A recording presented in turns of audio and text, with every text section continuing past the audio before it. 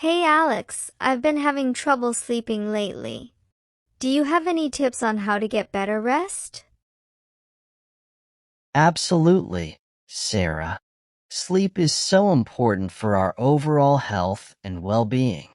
Have you tried establishing a bedtime routine? Not really. I usually just crash whenever I feel tired. That could be part of the issue. Having a consistent routine can signal to your body that it's time to wind down. Maybe try things like reading a book, taking a warm bath, or doing some light stretching before bed. That makes sense. I'll give it a try. What about avoiding screens before bed? I've heard that can help. Definitely. The blue light emitted by screens can interfere with your body's natural sleep-wake cycle. Try turning off electronics at least an hour before bedtime, and maybe even consider using blue light filters on your devices. Good idea. I'm definitely guilty of scrolling through my phone right before bed. I'll work on that. What about caffeine and alcohol? Do they affect sleep? Absolutely. Caffeine can stay in your system for hours, so it's best to avoid it in the afternoon and evening. And while alcohol might make you feel sleepy at first, it can disrupt your sleep cycles and leave you feeling restless during the night. Wow, I had no idea. I'll definitely watch my caffeine intake and maybe cut back on the evening glass of wine. Another thing to consider is your sleep environment. Make sure your bedroom is cool, dark, and quiet. Investing in a comfortable mattress and pillows can also make a big difference. Yeah, my mattress is pretty old and lumpy. Maybe it's time for an upgrade. Thanks for all the great advice, Alex. I'm feeling hopeful that I can improve my sleep habits. Of course, Sarah. It's all about finding what works best for you and prioritizing your sleep. Sweet dreams. Actually, Alex, I have to admit something. I've been experiencing sleep deprivation for a while now. It's been really affecting my energy levels and mood during the day. I'm sorry to hear that, Sarah. Sleep deprivation can have serious consequences for both your physical and mental health.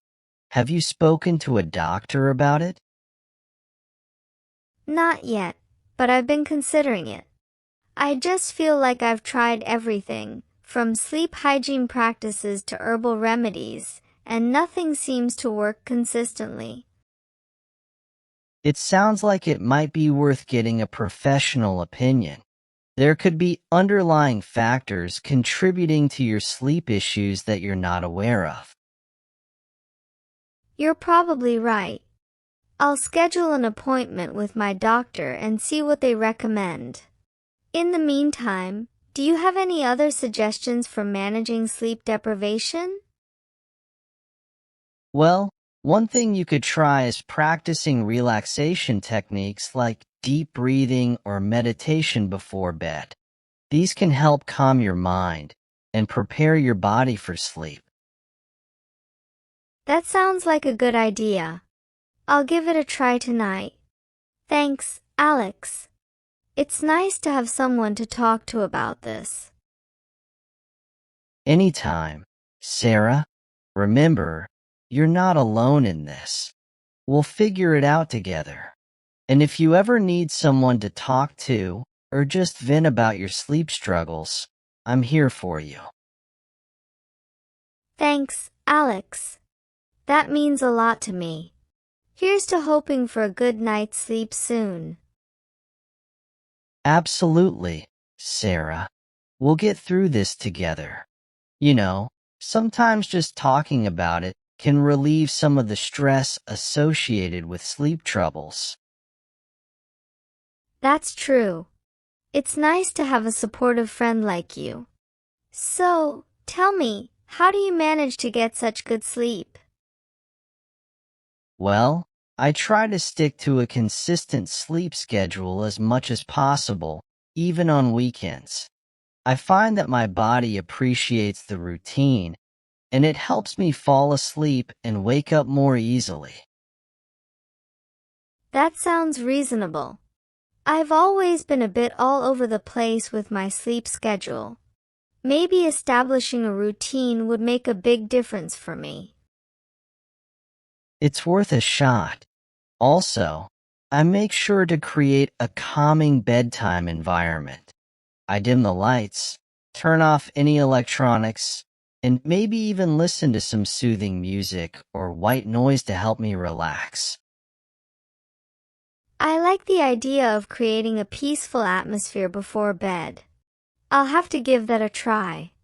Do you have any favorite relaxation techniques? Definitely. I find deep breathing exercises to be really helpful.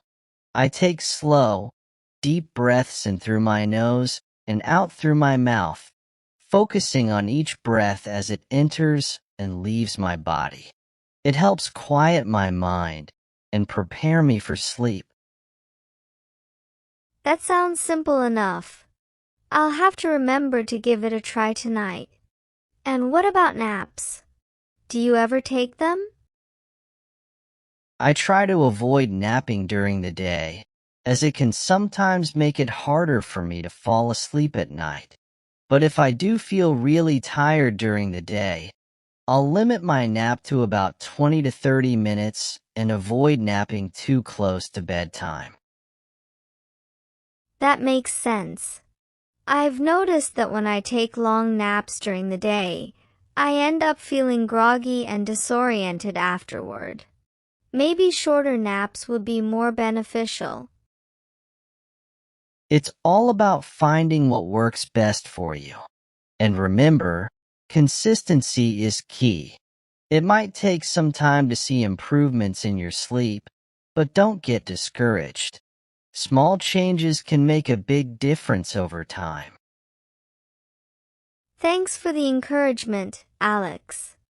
I'm feeling more optimistic already. I'll start implementing some of these tips and hopefully start getting the restful sleep I desperately need.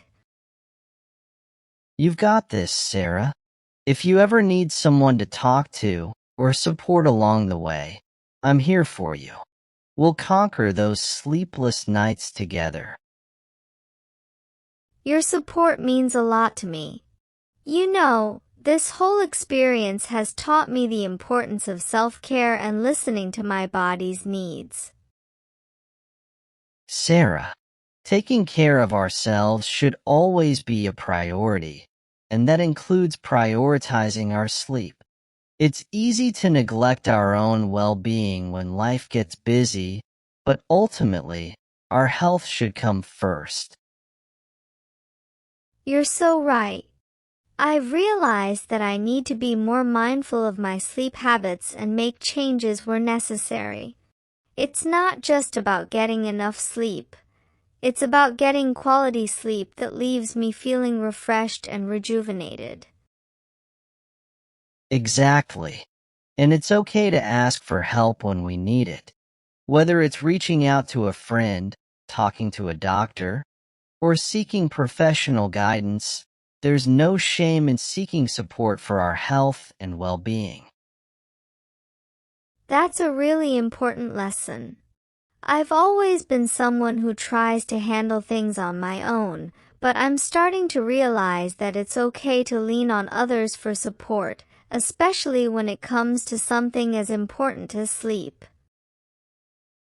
Sarah, we're not meant to navigate life's challenges alone. By leaning on each other and offering support, we can help each other grow and thrive. I couldn't agree more, Alex. Thank you for being such a supportive friend and for helping me through this rough patch with my sleep.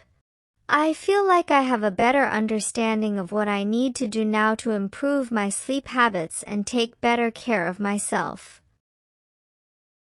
Anytime, Sarah. Remember, I'm here for you, no matter what.